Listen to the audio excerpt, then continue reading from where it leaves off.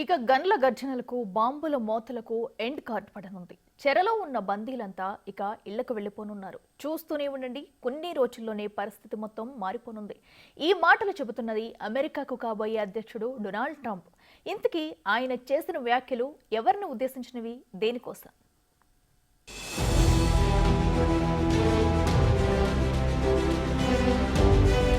Israel Hamas మధ్య జరుగుతున్న భీకర యుద్ధానికి ఎండ్ పడనుందా? మరికొన్ని రోజుల్లో ఇరు వర్గాల మధ్య శాంతి ఒప్పందం కుదరనుందా అంటే అవునని అంటున్నారు అమెరికాకు కాబోయే అధ్యక్షుడు డొనాల్డ్ ట్రంప్. ఈ వారంలోని ఇరువురి మధ్య కాల్పుల విరమణ ఒప్పందం కుదరనుందని తెలిపారాయన. అంతేకాదు, ఈ ఒప్పందం కుదరాల్సిందే, లేదంటే పరిణామాలు చాలా తీవ్రంగా ఉంటాయని హమాస్ కు డెడ్లీ వార్నింగ్ ఇస్తున్నారు ట్రంప్. ఇప్పటికే ఈ విషయాన్ని అనేక సార్లు ఓపెన్ గా చెప్పారు ట్రంప్.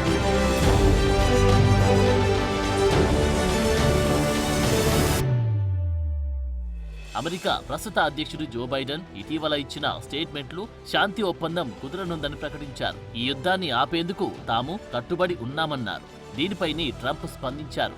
డీల్ కుదరనుందని కాదు, కుదరాల్సిందే అని చెప్పారు. అంతేకాదు, తాను అధ్యక్షుడిగా బాధ్యతలు చేపట్టే నాటికి హమాస్ చెరలో ఉన్న బందీలను రిలీజ్ చేయాల్సిందే అన్నారు. లేదంటే హమాస్ ఇంతకు ముందు ఎన్నడూ చూడని విపరీత పరిస్థితులను చూడాల్సి వస్తుందన్నారాయన.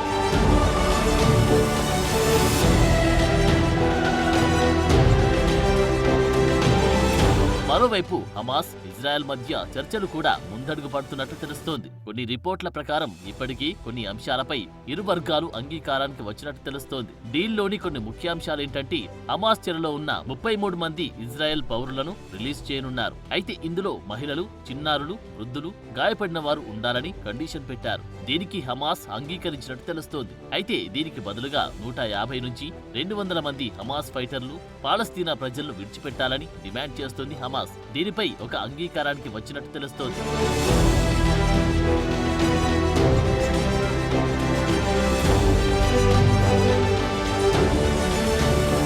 అయితే హమాస్ చేస్తున్న ఒక డిమాండ్ కి మాత్రం నో చెబుతోంది ఇజ్రాయెల్. ఇటీవల హమాస్ యహ్యా సిన్వర్ ను మట్టుబెట్టింది ఇజ్రాయెల్ ఆర్మీ.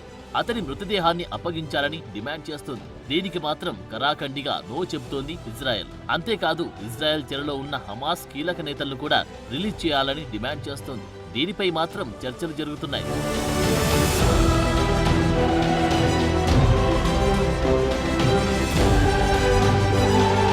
ఈ ఒప్పందం అమల్లోకి వచ్చిన 16 రోజుల తర్వాత రెండో స్టేట్ మొదలు కానుంది. అయితే అప్పుడు ఎంతమందిని రిలీజ్ చేయాలనే దానిపై మాత్రం క్లారిటీ రాలేదు. ప్రస్తుతం దీనికి సంబంధించిన చర్చలు కొనసాగుతున్నాయి. అంతేకాదు, ఈ ఒప్పందం అమల్లోకి వస్తే గాజా నుంచి పూర్తి స్థాయిలో తమ బలగాలు వెనక్కి తీసుకోనుంది ఇజ్రాయెల్. అదే సమయంలో గాజా ప్రాంత ప్రజలు తిరిగి వారి ఇళ్లకు చేరుకోనున్నారు.